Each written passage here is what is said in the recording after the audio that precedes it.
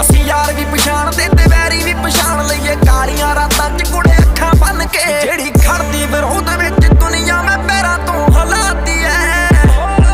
ਲੋਕੀ ਜੱਟ ਦੀ ਚੜਾਈ ਵੇਖ ਪੁੱਛਦੇ ਕਿੰਨੀ ਕੁ ਹੋਰ ਬਾਕੀ ਐ। ਲੋਕੀ ਜੱਟ ਦੀ ਚੜਾਈ ਵੇਖ ਪੁੱਛਦੇ ਕਿੰਨੀ ਕੁ ਹੋਰ ਬਾਕੀ ਐ।